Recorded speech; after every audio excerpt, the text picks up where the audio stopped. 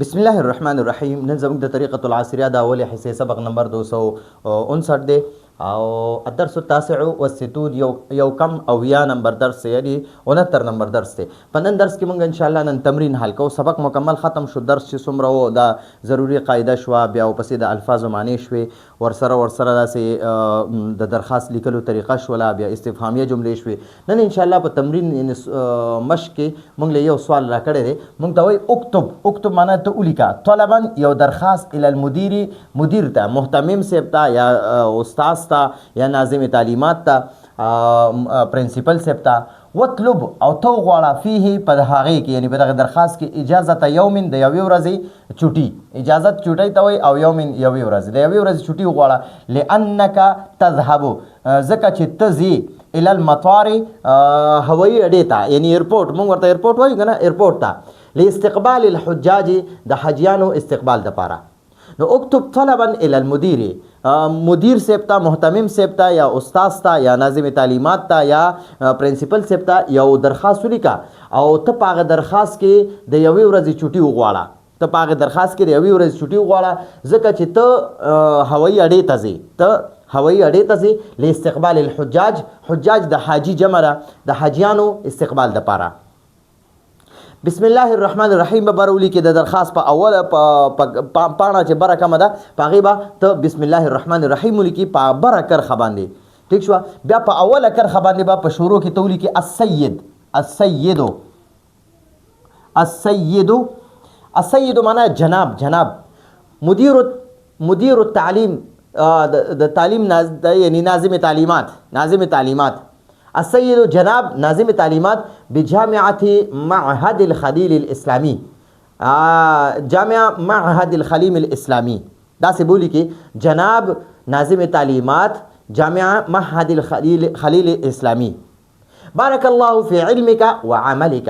اللہ تعالیٰ دی اللہ پاک دے ستا پا علم او عمل کی برکت واچي. بارک اللہ، اللہ دی برکت واچي فی علمک، ستا په علم کې، و عملک او ستا په عمل کې.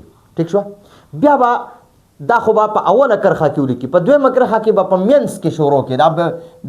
دا مینځ کې به دا شروع کړي. ګورئ دا کرښه ده، د دې کرښې په مینځ کې به شروع کړي السلام علیکم ورحمت الله وبرکاته.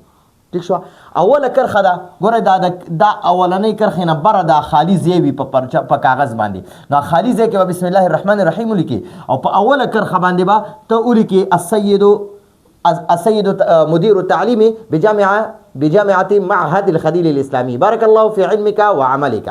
نو تاسو به دلته جامعي په ځای باندې خپلې مدرسې نوم لیکئ. د جامعي په ځای باندې به دلته د خپلې مدرسې نوم ولیکئ او همدغه الفاظ به ورله ولیکئ بارک الله فی علمک و عملک. په دویمه کرښه کې به ته ولیکې السلام علیکم ورحمت الله وبرکاته. په دریمه کرښه کې به ته دلته نه شروع کړې، ها دا دریمه کرښه ده. دا کرښې زه ځکه وایم چې تاسو کرښې مو پېژنئ، دا لکیرې وپېژنئ.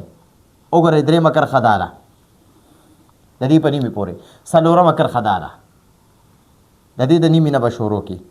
پنځمه کرښه کې به دا نیمه کې ختم شي. شپږمه کرښه کې به بیا دلته کې ته اخره نه شروع کړي. وتقبلوا مني. اومه کرښه کې به دا وګورئ، دا په پرچه کې په کاغذ کې دا والسلام به ولیکئ. اتمه کرښه کې دا دی، ګورئ ورته دا به ولیکئ. او اخري کرښه کې به بیا دا دي. دا کرښې مې ورته ځکه وویلې چې تاسو د دې کرښو طریقه مو پېژنئ. السید مدیر التعلیم جناب ناظم تعلیمات بجامعة معهد الخلیل الاسلامی بارک الله فی علمک و عملک. السلام علیکم ورحمت الله وبرکاته. بیا به ورته د درېمې کرښې د سر نه ولیکي لقد اصابني ضرورة، یقینا ماته یو ضرورت دی بالذهاب الى المطار، هوایي اډې ته د تللو. ماته د هوایي اډې ته د تللو ضرورت دی. ولی څه ضرورت دی درته؟ لاستقبال الوالد المحترم، لاستقبال الوالد المحترم. زما د پلار یعنی زما د والد محترم د استقبال دپاره زه د خپل والد محترم د استقبال دپاره هوایي اډې ته تلل غواړم. دا ضرورت دی راته. لأن معنا ده ځکه چې هو معنا ده هغه، یعنی دا والد محترم. لأنه ځکه چې یأتي هغه راځي من الحج، د حج نه. زما والد صاحب نن د حج نه راځي او زه د هغه د استقبال دپاره هوایي اډې ته ځم. دا یو سخت ضرورت دی راته. ولا استطيع او زه طاقت نه لرم، زه طاقت نه لرم اليوم الحضور د نن ورځې د حاضرۍ، زه د نن ورځې د حاضرۍ استطاعت نه لرم، طاقت نه لرم الى المدرسه مدرسې ته. یعنی مطلب دا دی ولا استطيع اليوم الحضور الى المدرسه، زه نن ورځ سکول ته نشم راتلی، زه نن ورځ مدرسې ته نشم راتلی.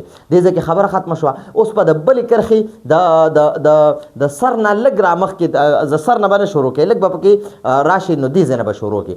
نو دلته کې به ورته وي فالرجاء، نو امید لرم منکم ستاسو نه، فالرجاء منکم اجازه یوم، نو زه د یوې ورځې ستاسو نه د اجازت امید لرم.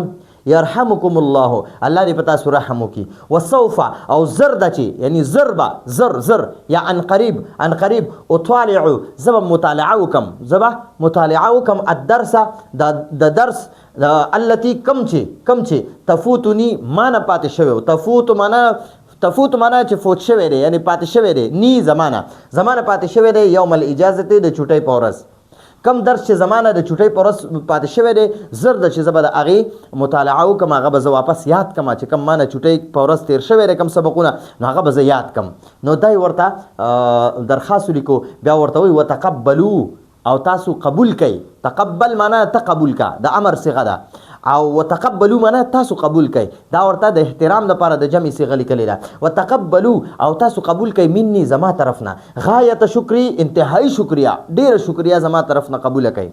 مطلب دا چې زه ستاسو ډېر شکریا ادا کوم، تاسو زما دا شکریا قبوله کړئ. والسلام به ولیکئ د کرښې د منځ نه، او بیا به د کرښې د منځ نه لږ آخر طرف ته ګس طرف ته ولیکئ مقدمه معنا ده پیش کولو والا، هو معنا د هغې، یعنی د درخواست پیش کولو والا محمد شعیب دی. نو تاسو به خپل نومونه ولیکئ. دلته ما خپل نوم لیکلی، تاسو به په دې باندې مقدمه هو نه پس خپل نوم ولیکئ. الطالب بالصف الاول، الطالب بالصف الاول، د اولي درجه طالب علم، د اولي درجه طالب علم. نو دا بور سره تاسو لیکئ. دا کتاب زمون په اوله درجه کې پړاویږي، نو ځکه ورته مونږ دلته ولیکو الطالب بالصف الاول، د اولي درجه طالب علم. نو امید ده تدې باندې تاسو پوه شوي. ما ورته دا په پښتو کې دا ترجمه لیکلې په سور بالپین باندې، نو په سور مالکر باندې.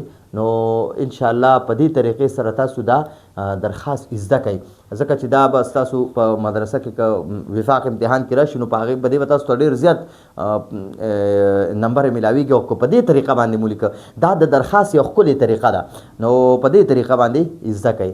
امید ده تاسو په دې باندې پوه شوي. راتلونکي درس په اجازه غواړو. هذا هو المرام، والله اعلم بحقیقة الكلام.